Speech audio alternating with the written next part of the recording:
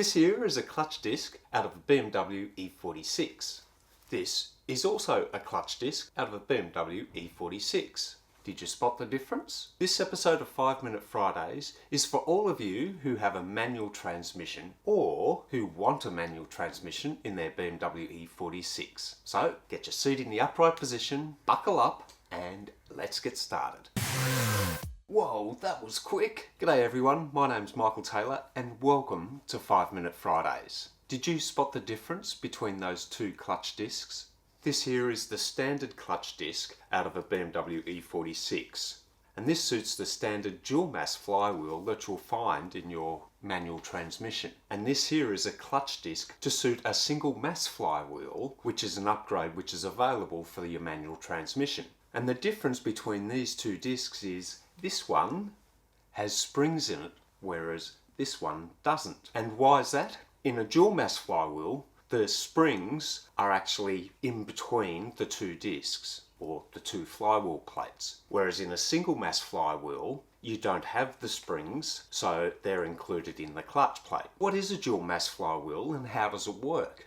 This here is the dual mass flywheel and it is really heavy. And the reason it's heavy is because you have two plates, or two flywheels effectively. One side connects to the crankshaft and the other side basically connects to the gearbox. And they're joined together by a bearing or something similar. And in between are the springs which you would find traditionally on the clutch plate in a single mass flywheel. I'm going to put this down, this is really heavy.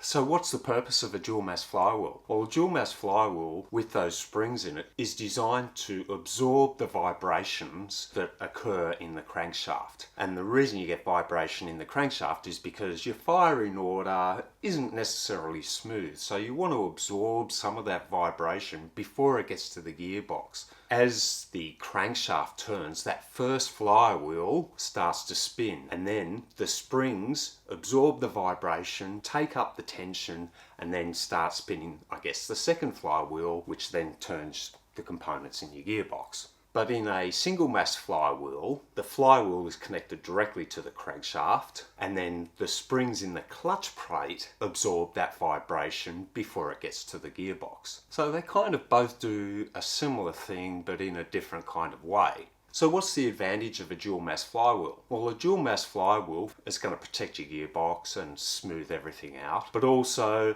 it'll help to make gear changes a little smoother and pretty much makes it easy for most people to drive a manual gearbox or a stick shift. But there are some disadvantages. They're really heavy because basically you've got two flywheels. That dual mass flywheel from the E46 I think weighs in at around about 20 pounds. Everyone else you're going to have to do the conversion yourself into kilograms. The other thing too is it can't be resurfaced. So if you let your clutch plate get to the point where it wears out so much that it then damages the surface on the flywheel, you're going to have to replace the whole dual mass flywheel. The other thing too is they're more expensive than a single mass flywheel. This here is a single mass flywheel, and as you can see, much thinner and much lighter. I would think this probably weighs in at around about 13 pounds, so it's 7 pound lighter, roughly 30% lighter. Because it's lighter, you're going to gain a little bit extra horsepower to the rear wheels because your crankshaft now isn't having to spin that extra mass. The second thing is it can be resurfaced. The other thing, as I say, is they're cheaper. So if you do have to replace your flywheel and your clutch disc and pressure plate, it's going to be about 20, maybe 30% cheaper. But there are some downsides. It's a slightly lighter spring in the clutch disc than what you'd find in the dual mass flywheel. So it's not going to absorb as much vibration. Also, you're going to notice a slight difference in your gear changes as well. Because the engine isn't having to turn over as much mass, it's not storing as much energy in the flywheel. So you're going to have to adapt your driving style a little bit to suit that single mass flywheel. So why am I opting for a single mass flywheel setup on my E46? Firstly, I want to get a little bit extra horsepower. Secondly, I get extra biting power between the clutch and the flywheel. So with the added horsepower that I'm adding to the engine on my E46, having that greater biting power is going to serve me well. So is this going to be suitable for you?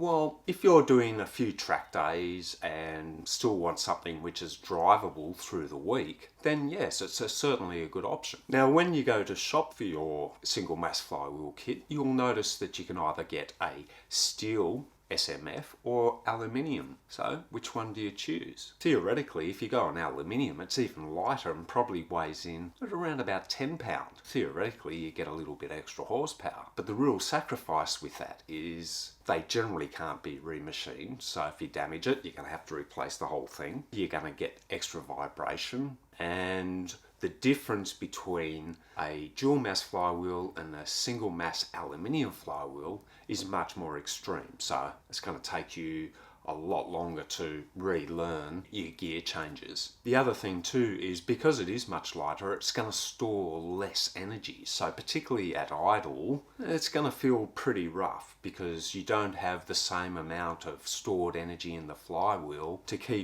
help keep the engine ticking over. So I would suggest that if you want to go on aluminium flywheel, they're pretty much only suited if you're doing specifically track days and not really good for street driving. The other thing with track days is if you're competing, you might want to check with the regulations on the particular class of racing that you're going to be doing as to whether they allow an aluminium flywheel. In some categories they may have issue with it. Check your race class regulations to ensure that an aluminium flywheel is allowed. That's 5 Minute Fridays, and I hope you got something from it. So if you've got any comments or any experience with installing a single mass flywheel on your E46, how about you post a comment below so that we can share your experience and your input with other E46 owners. Also, you can help out my channel by clicking the like button below. So if you'd like to see more 5 Minute Friday episodes or to follow the build of my E46, consider subscribing, but don't forget to ring the bell because that way you'll get a notification every time I upload a new video. As always, I've really enjoyed your company, and until we meet again, perhaps on the next episode of 5 Minute Fridays, look after yourselves, stay safe, and TTFN.